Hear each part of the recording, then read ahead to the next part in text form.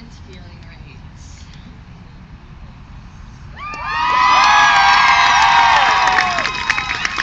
My name is Bella.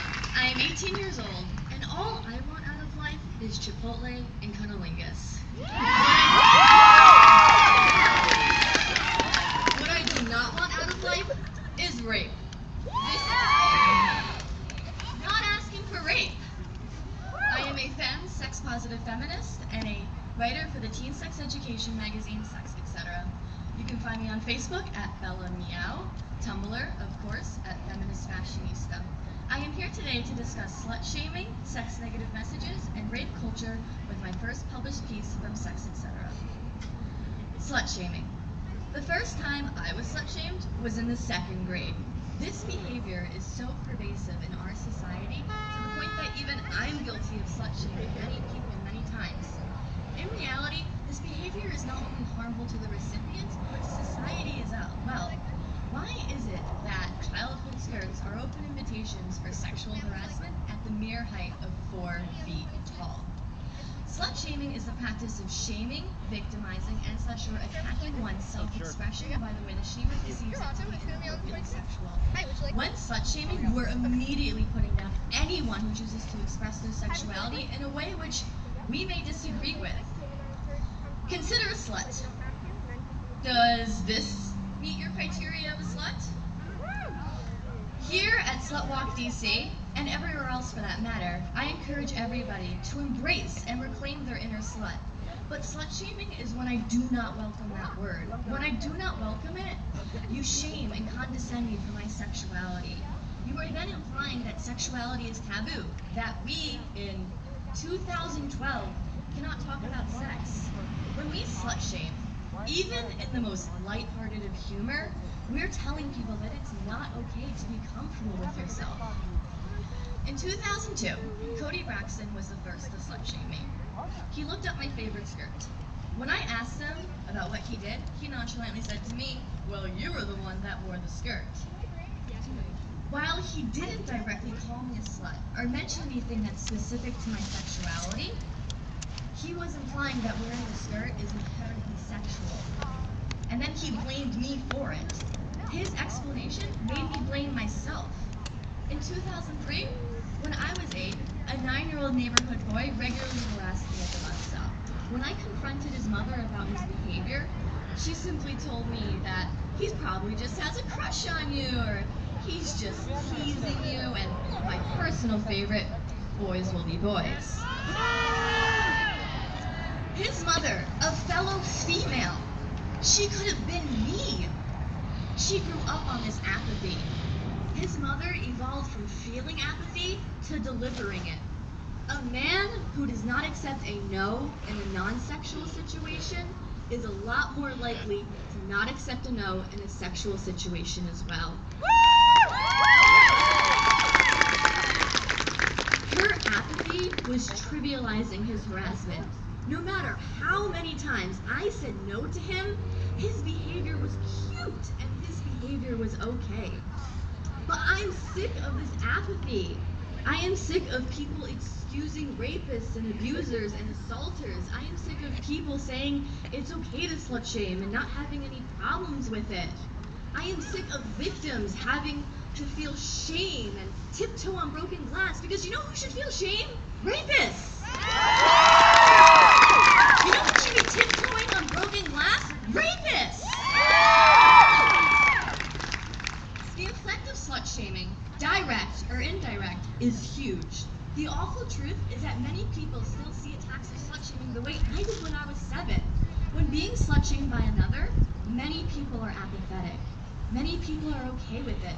Some even laugh along. When slut-shaming another person themselves, they find it funny or lighthearted. Why are people this way? I like to think it's because they don't realize what effect slut-shaming can have. They often don't realize slut-shaming when it's being done to them. Were it not for my fiery feminism or my love of sociology, I would probably be okay with slut-shaming too. What's most wrong about this all, however, is that it's not our fault for feeling this way towards slut-shaming, and it's really not our fault for feeling this way about slut-shaming others. This behavior isn't just hurting other people, it's hurting you. It's hurting me, your mother, your cousin. It's hurting everyone. By classifying all sex as bad sex, we're shaming others out of taking pride in their sexuality, whatever way it is that they choose to express it.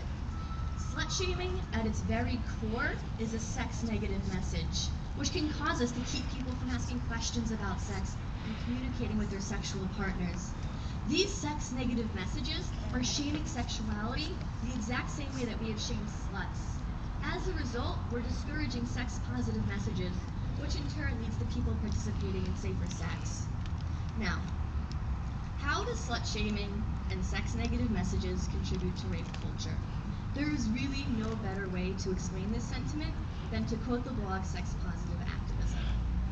Sex-negative messages don't keep people from having sex. They keep people from having good sex. They keep people from having pride in their sexuality, from sexual self-awareness. They keep people from asking questions about sex and communicating with their partners.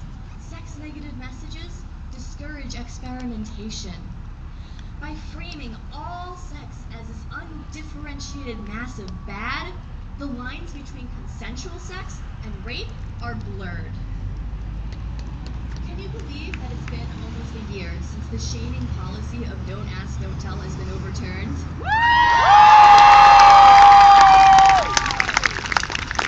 Alyssa Royce proposes a new policy in her TED Talk, Ask and Tell. She says that other people's sexual behavior has no impact on us, so why should we engage in slut-shaming behavior or sex-shaming behavior? Within our own comfort, let's ask questions about sex and let's tell our answers. Ask and tell. Let's be open about sex and talk about all the various aspects of it. Using my second grade example, we can tell that shaming is an outward experience, an external force, something that is almost impossible for us to have control over. Perhaps if we start viewing our own sexuality as normal, maybe we can become more accepting of others.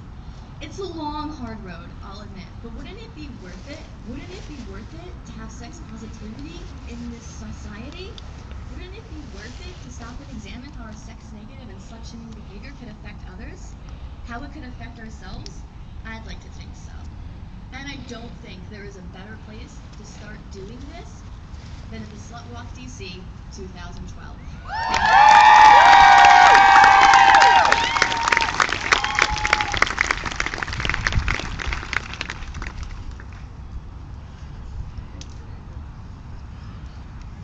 Our next speaker is Amber Malin. Her attacker is still a community hero, and 3 years later, she's still the slut.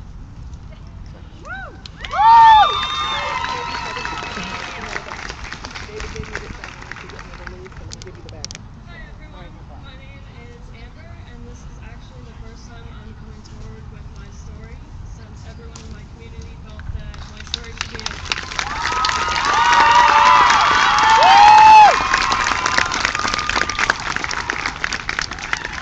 At the age of 16, I felt things that no teen should have to feel. Pain, regret, remorse, shame, broken. At the age of 16, I was taken advantage of by an extremely well-respected member of my community. He had gained my trust and manipulated me into giving up my most prized possession, my virginity. To some, this might not seem like much, but to me it was a lot. It was a gift to my future husband. He had me convinced that someday we would be married. He picked out my clothes, my friends, and made me believe I couldn't say no to sex. He had me convinced that it was okay for him to strip off my clothes even after I said no. He was 29 and I was only 16. I turned into a dark person. The love that he had showed me, I reflected onto others. I was so mean to everyone. Days were dark. The only thing I looked forward to was seeing him and talking to him. Nothing else matters. My grade dropped. I lost friends. I was punished by my family. I was pushed away. This poor excuse for a man was so twisted, no one in the community, if told the truth to this day, could wrap their minds around it. He would create fake profiles and send me messages pretending to be a girl named Megan. Megan became my online friend because she was the friend of the man I loved. I confided in her about our relationship, and anytime I would think about leaving, she would convince me to stay. I don't really know what attracted me to him. Maybe it was the fact that my real father walked out of my life at the age of 3, or that my stepfather and I had a non-existent relationship. Maybe it was because I just wanted to be accepted in my high school years. But was this relationship worth all those times lying on the hardwood floor wanting for the pain to stop, wanting for everything to be over? He just kept going. Our relationship wasn't about us, it wasn't even about me. It was all about him. This abuse went on for a year and a half until I finally broke down when I told my best friend's parents what was going on. They contacted the local authorities. Instead of getting the justice I deserved and so longed for, my attacker took the easy way out. He committed suicide on September 26, 2009, and I was left behind to pick up the pieces. To make sense of what had happened to me, I was left behind to be given the title of slut as members of my community turned on me. I eventually moved away from the small town I called home. Now, almost 3 years later, people are still mourning the death of my attacker. He has a Facebook memorial page of almost 1,000 followers. Last I heard, they were going to start a memorial walk in honor of him. He also received an honorable discharge from the military, and still to this day I have the label of slut. According to society, I, not him, should have known better. I should have said no, I shouldn't have told, and I should have let it go.